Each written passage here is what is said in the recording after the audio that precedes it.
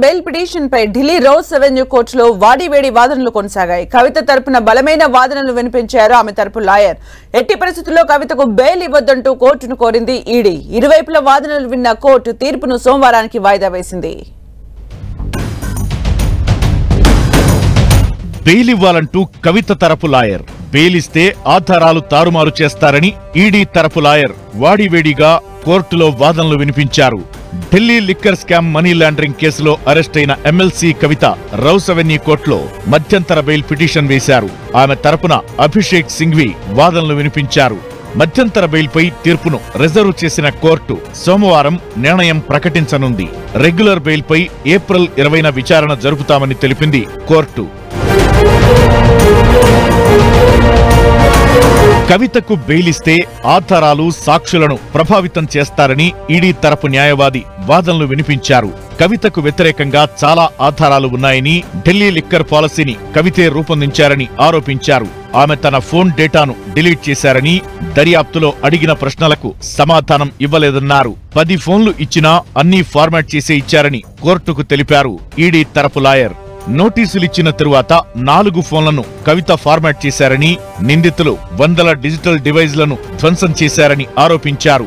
అప్రూవర్గా మారిన వ్యక్తిని తనకు వ్యతిరేకంగా సాక్ష్యం చెప్పొద్దని కవిత బెదిరించారని కోర్టుకు తెలిపింది ఈడీ.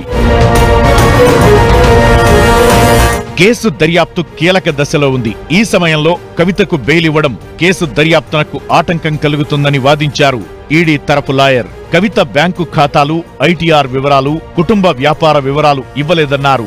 కవితకు వ్యతిరేకంగా సేకరించిన ఆధారాలను నేరుగా జడ్జికి చూపించారు ED joint director Bhanupriya Meena.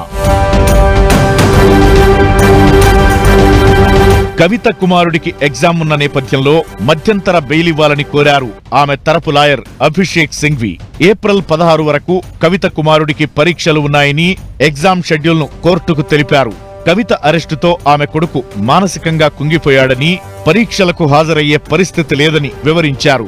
పరీక్షల సందర్భంగా తల్లి మద్దతు పిల్లలకు అవసరమని, తండ్రి తల్లి పాత్రను భర్తీ చేయలేరన్నారు కవిత తరపు లాయర్. మహిళలకు బెయిలిచ్చిన కేసుల వివరాలను కోర్టులో ప్రస్తావించారు. కొడుకు హైదరాబాద్లో ఉన్నాడు, తల్లి జైల్లో ఉంది, తండ్రి కోర్టు కేసుల కోసం ఢిల్లీలో ఉన్నారని, షరతులతో కూడిన బెయిల్కు కూడా తమకు అభ్యంతరం లేదన్నారు కవిత తరపు లాయర్.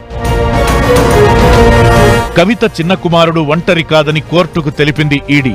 అతనికి సోదరుడు, కుటుంబ సభ్యులు తోడుగా ఉన్నారని కోర్టుకు తెలిపింది. కుమారుడి పరీక్షల కోసం మధ్యంతర బెయిల్ అడిగారని, అతనికి ఇప్పటికే కొన్ని పరీక్షలు పూర్తయ్యాయని ఈడీ తెలిపింది. బెయిల్ ఇస్తే ఆధారాలు, సాక్ష్యాలను ప్రభావితం చేసే అవకాశం ఉంటుందన్నారు. రెండు వైపులా వాదనలు విన్న కోర్టు కవిత మధ్యంతర బెయిల్ పిటిషన్ తీర్పును రిజర్వ్ చేసింది. సోమవారం తీర్పును వెలువరించనుంది. ఏప్రిల్ 20న రెగ్యులర్ బెయిల్పై విచారణ చేయనుంది ఢిల్లీ రౌస్ అవెన్యూ కోర్టు.